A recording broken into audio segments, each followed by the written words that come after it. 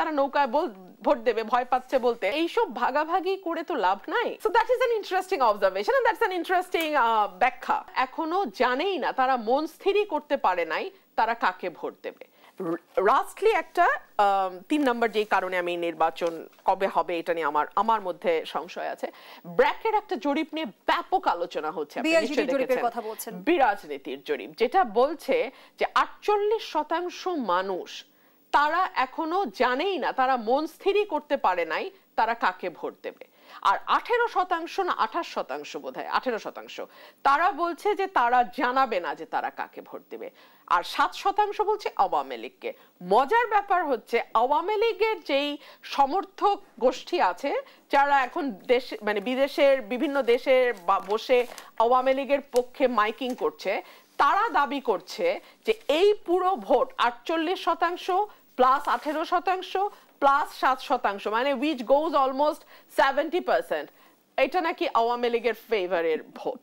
হ্যাঁ, so that is an interesting observation and that's an interesting ব্যাখ্যা I would rather say, because মানে 48% এখনো মন স্থির করে নাই মানেই তারা নৌকায় ভোট দিবে, বা 18% এখনো কিছু বলছে না মানেই তারা নৌকায় ভোট দেবে ভয় পাচ্ছে বলতে। বিষয়টা বোধহয় সেরকম না। তবে বাংলাদেশের একটা বড় অংশের মানুষ, বড় অংশ বলতে আমি মানে ভিন্ন মত আছে, 20 থেকে শুরু করে 30-35% মানুষ, আমি জানি না বিকজ আমাদের 15 বছর ভোট হয় নাই। ভোট হলে আমি বলতে পারতাম কত পার্সেন্ট মানুষ আওয়ামী লীগের মানে কোর ভোটে আছে। আমাদের নির্বাচন হয় না, so I do not know.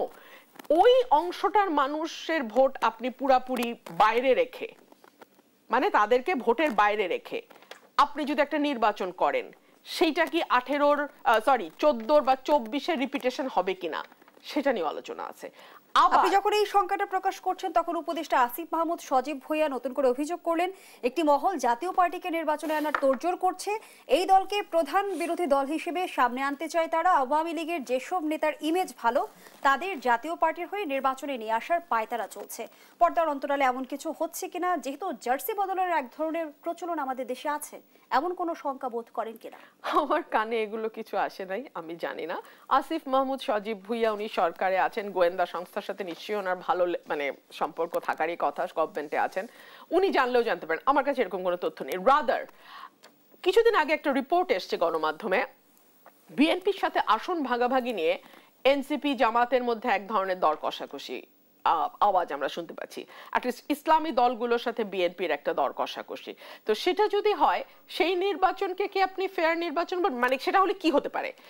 সেটা হলে যেটা হতে পারে যে বিএনপি কিছু আসনে প্রার্থী দিল না, কারণ এইবার কিন্তু ধানের শীষ মার্কায় অন্য দল থেকে এসে কেউ নির্বাচন করতে পারবে না, বা অন্য দলের প্রতীকে আসলে নির্বাচন করার সুযোগ নেই, যেহেতু আরপিও সংশোধন হয়েছে। সো আপনি ছাড় দিলে কি করতে পারেন? ওই আসনে প্রার্থী দিবেন না। কিন্তু না ভোট তো আছে, এক তো না ভোট আছে, দুই হলো আপনি স্বতন্ত্র প্রার্থী ঠেকাবেন কি করে?